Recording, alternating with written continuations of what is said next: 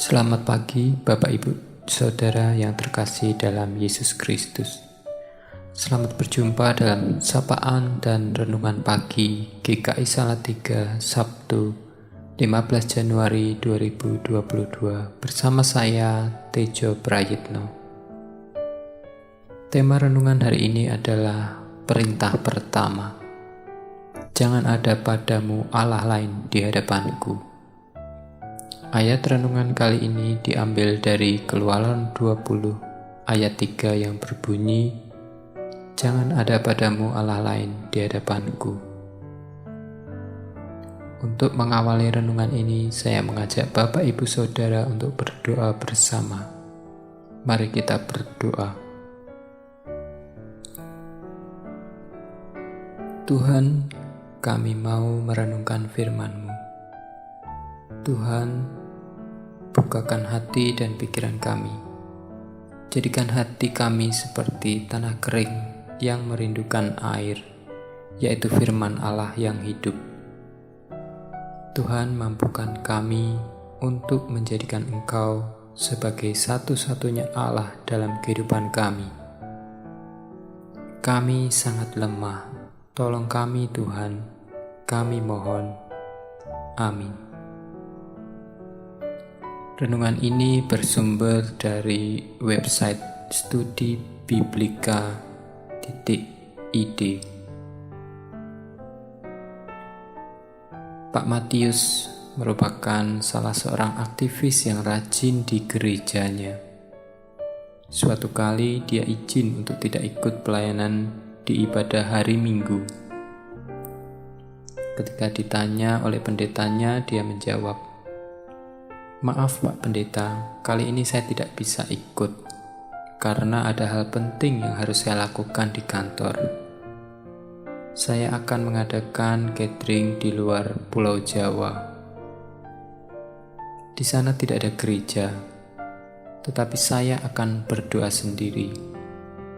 Saya tidak enak hati dengan rekan-rekan di kantor kalau saya tidak ikut." Mendengar jawaban tersebut, Pak Pendeta menerangkan dengan lembut, "Betul Pak Matius, bagus kalau kita mempunyai relasi pertemanan yang baik. Tetapi jangan sampai itu menjadi berhala." Pak Matius kaget. Dia menimpali, "Loh Pak, saya masih orang Kristen, rajin ke gereja, bahkan setia melayani. Masa cuman izin sekali saja sudah dibilang menyembah berhala? Bapak jangan sembarangan menuduh orang ya." Jawaban Pak Pendeta itu sebenarnya sangat alkitabiah. Penyembahan berhala di masa modern sangat beragam bentuknya. Tidak hanya berwujud pada ritual dan sesaji saja. Misalnya, seorang anak yang tidak bisa terlepas dari kecanduannya bermain game di HP. Berarti dia sudah menjadikan permainan tersebut ilahnya. Orang tua Kristen yang masih melakukan penghitungan hari baik untuk menikahkan anaknya, karena takut malapetaka akan terjadi jika melanggarnya, sesungguhnya menandakan dia percaya ada kekuatan lain di luar Allah. Dalam perintah pertama di Dasatita ini, Allah ingin agar umatnya menyembah Dia saja, Allah yang sejati. Artinya, jika mengaku menjadi umat Allah, maka kita tidak boleh berpaling kepada hal-hal lain yang membuat hati kita melekat dan bergantung kepadanya. Jika ada hal demikian, buanglah itu, karena pengkhianatan kita itu akan menyakiti hati Allah. Padahal Allah sudah rela menyerahkan anaknya untuk menebus dosa-dosa kita.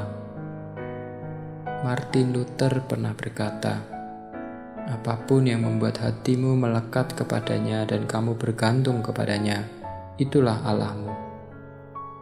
Mungkin kita tidak secara ekstrim menyembah atau memberikan sesaji kepada dewa-dewa.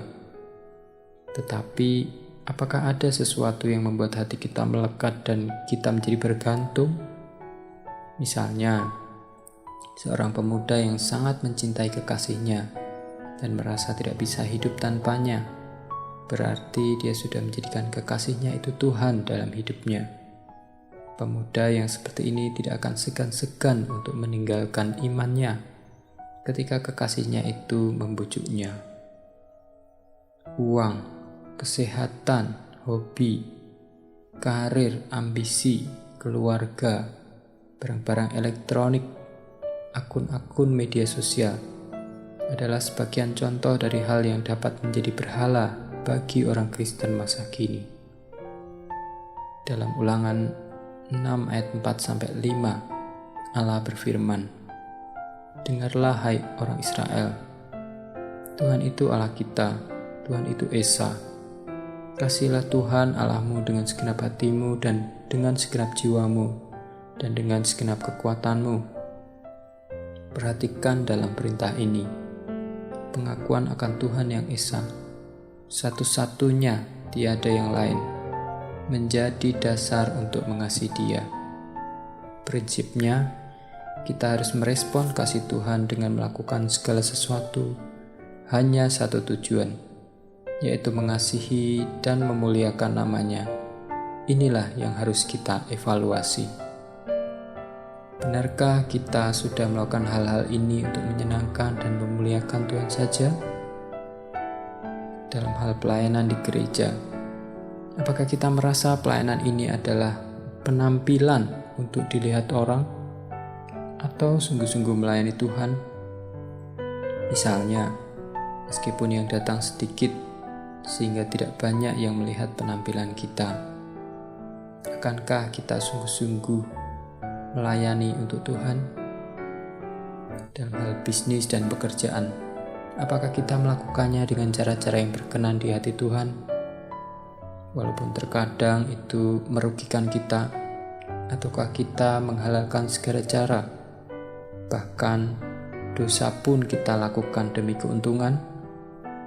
Dalam hal pacaran, apakah kita memilih pacar yang seiman dan sungguh-sungguh mengasihi Tuhan? Ataukah ada hal lain yang terkait dengan nafsu, kebanggaan, atau dosa-dosa lainnya?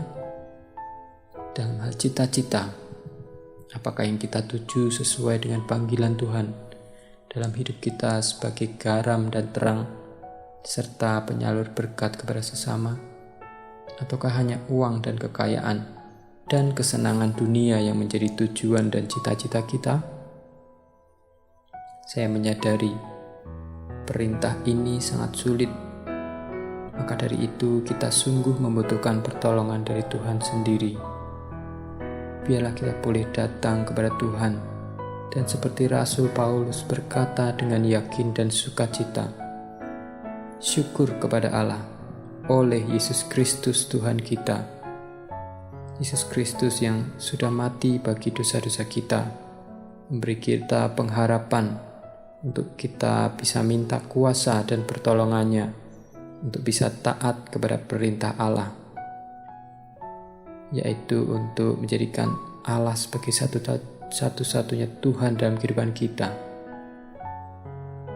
Kiranya Allah memampukan kita untuk hidup menyembah hanya Dia saja. Tuhan memberkati kita semua.